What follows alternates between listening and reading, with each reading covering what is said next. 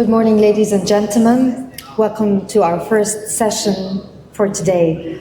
We will explore in this session the critical changes and opportunities presented by a rapidly evolving digital and AI-driven landscape. We will discuss how organizations can accelerate their digital transformation efforts, as well as the operational and underwriting risks associated with fintech innovations. Additionally, we will examine the technological changes shaping new insurance business models and delve into the pressing issues of cyber risks and the associated underwriting activities. Join us as we navigate these vital topics that are redefining the future of the insurance industry. Moderating this session is Mr. Haytham Tahir, Deputy Chairman and Managing Director, MetLife Egypt. Joining him as speakers this morning, Dr. Erdogan Tifçulu, Vice Chairperson of Kuro Segutoral Insurance, Chairperson at Scorveri Analytics. Sorry if I'm mispronouncing it. I'm trying.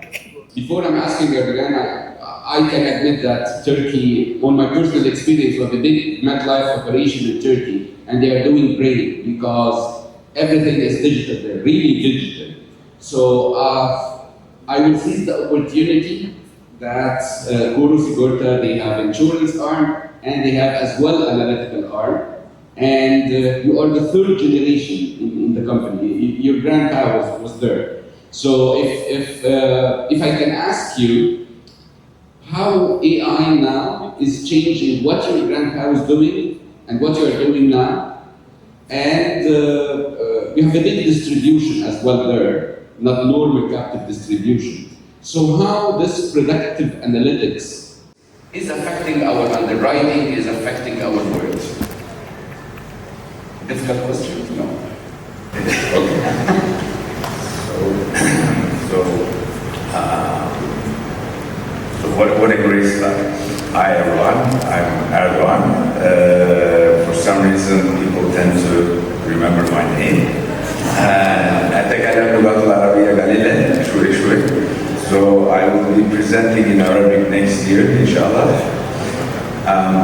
So I'm a third generation insurer, and as a family, we own a Turkish company, Turkish insurance company and an AI company, and we are investing in the agriculture and different things like tourism.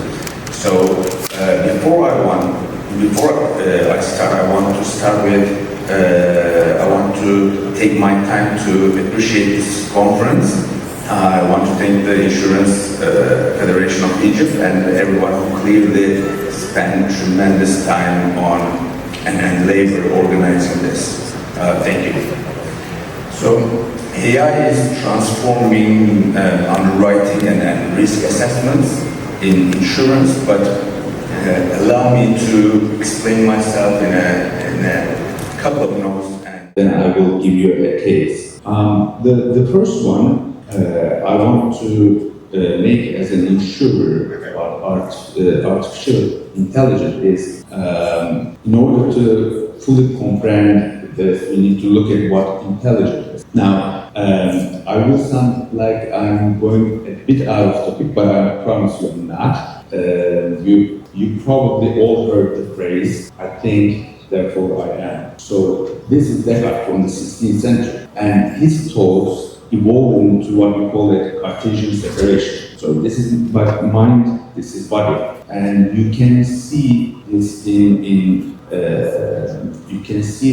everywhere in everyday life today. So this has real-world practical implications. For example, when you imagine a professor, they are often a little bit, chubby, because most of the professors think that this is my mind and the rest is the vehicle that carries my mind. Now, the function of this takes it to a whole new level with AI. You see this in every movie stuff. You put all the information there, and suddenly, voila, an intelligence, and machine starts to do. But this is not the case. Our intelligence were tremendously effective in analyzing smaller data in depth. So when we talk about AI, we are actually talking about algorithms that, advanced algorithms that analyze big data, which honestly are undeniably strong tools. But these are essentially various and different algorithms that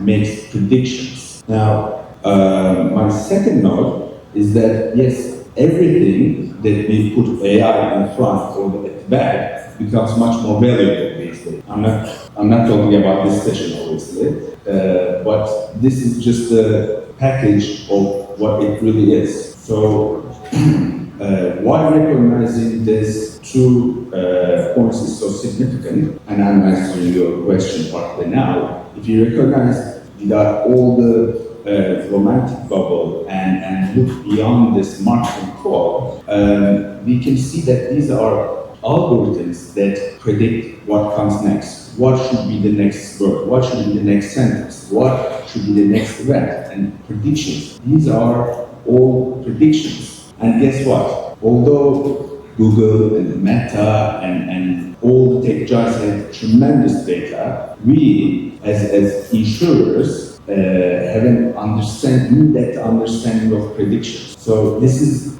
literally our job. And as you mentioned, I'm the third generation of insurer, and I even saw the old typewriter and policies that written on the typewriter from 1960s. And as a third generation, I can safely say that this has always been our job. So instead of transforming the technology, we must give our input to transform the technology itself, especially for the advanced algorithms that we call AI.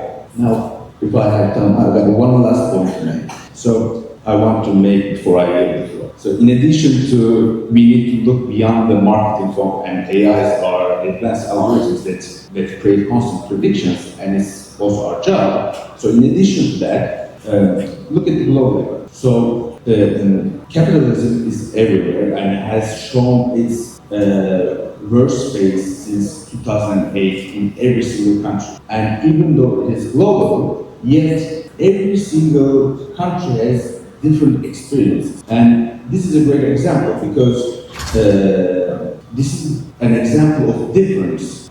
This is why, as insurers in this region, with in-depth knowledge of what algorithms should predict, how they predict, we need to develop our own algorithms to reflect our traditions, our knowledge, and our views of this world.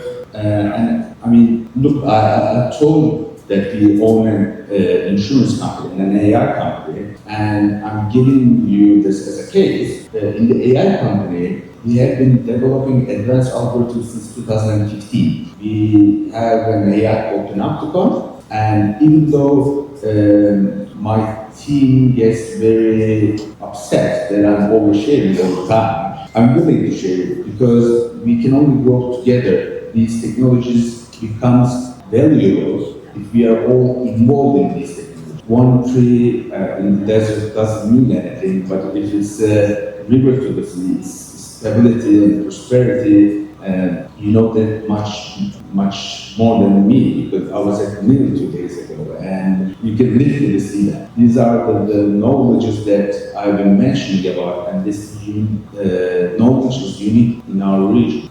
The region that is rising and has so much potential to achieve. If we can organize a common goal for AI, or even start to share risks more often, we can do business together, which will represent this potential. I mean, this event is a great start and to act, because sharing risk is sharing other destiny, and sharing risks paves the way for financial power. I have a strong belief that we can achieve much more great things together for stability and prosperity with sustainability in our region. There's like a million things we haven't done. Thank you. Thank you so much. Thank you so much.